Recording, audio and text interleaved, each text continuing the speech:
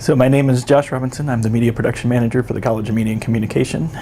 My job covers several different areas, primarily anything that's AV, audiovisual related in the college pretty much falls in my territory. So the biggest area of influence where I work with students is the TV studio, and we do a newscast as well as some other student shows that are produced in here, as well as all the AV technology for the classrooms is my responsibility, as well as, like, to some extent, the equipment checkout office. I supervise the staff in there, and I often make decisions for items that are bought in the college for different audiovisual usage. We originally built the TV studio kind of with the idea of using it for broadcast journalism.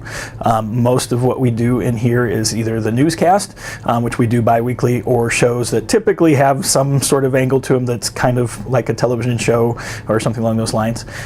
In terms of the newscast, it's my responsibility to make sure that the students are all lined up, ready to go, and that they understand each of the positions in the control room as well as out in the studio before we produce a broadcast. I also work with the anchors to some extent in terms of making sure that they understand what they're reading, and then that they know how our different commands work on air.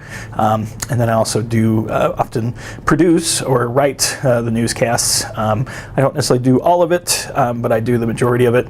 And most of that's just so that we have something that students can learn from. And so our whole goal with the newscast really is for students to walk out of here and have the ability to walk into a TV station. And even though all jobs are going to require some level of learning and instruction, the hope is that they'll at least generally know what they're walking into, and be familiar with the situation, that they won't walk into a studio and start reading a teleprompter and have never done it before, or when they walk in a control room that they will have seen some of the equipment, and that it would be very similar.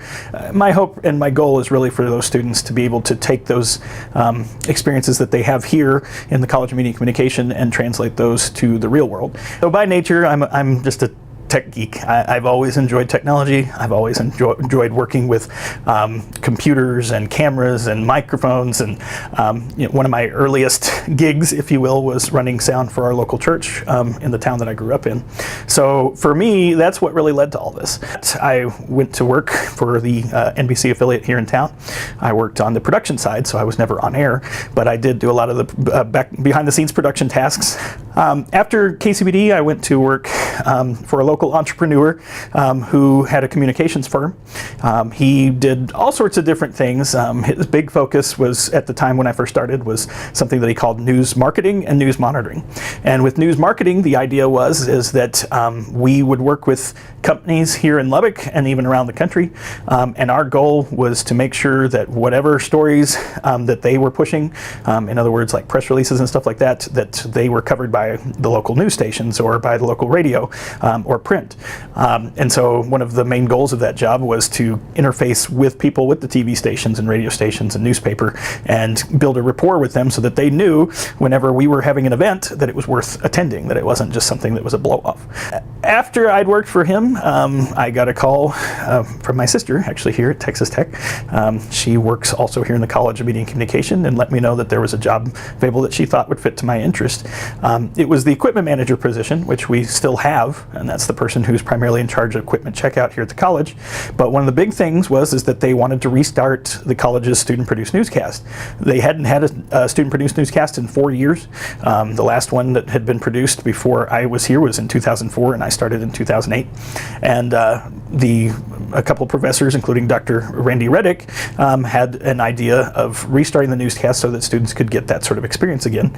At the time, it was tied directly to a class, so only students in that class could get that experience. But even so, I mean, it was important to me, and of course important to the instructors, that we created a situation where students could learn and hopefully, again, just go straight out into the industry and have some marketable skills where they could get hired. After we moved into the building in 2012, the new building here, we expanded that so that we had our own separate television studio. In the old days, it was actually connected to a computer lab, so we couldn't necessarily use it all the time. But now that we have a separate television studio, we can use it just just about any time we want. And it also gives us the ability to produce more content than we did before. Used to, it was once every 2 weeks. We now do it once or twice a week. At one time, we actually even did it daily. But over time, the newscast has kind of grown and changed, and I've played a very important and strong role in making sure that it continues to grow and thrive. There's been some other people who've definitely had some input and helped us get where we are today. It's a very big honor for me to know that MCTV exists primarily because of the fact that I was given that opportunity to restart the newscast here at Texas Tech. When I transitioned over from the corporate world into Texas Tech, I knew it would be different. I don't think I knew at times how different it would be. There are definitely similarities, but there's no question that there's a lot of things that are just completely different here than it is in the real world. And one of the biggest things to me was the fact that here at Texas Tech, we knew that not everybody was, they didn't necessarily know what they were doing.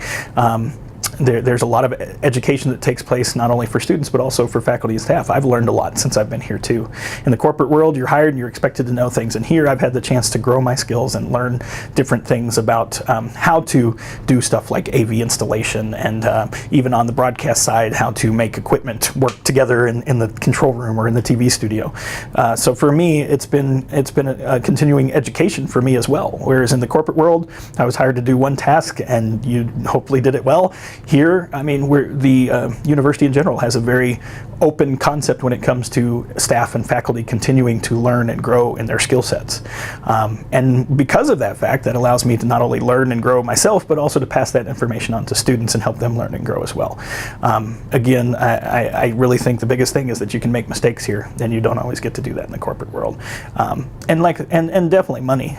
Money is not the motivation here, which I think is a very nice thing. It's not always what we're driving towards is profit. We want to make sure that students walk out of here and they have marketable skills. And no matter what it takes to get there, that's what's most important. And there are times where students may pay a certain amount for a class, for 3 hours of class, and there are those of us with faculty and staff who work multiple hours beyond what they paid for to make sure that they know what they're doing.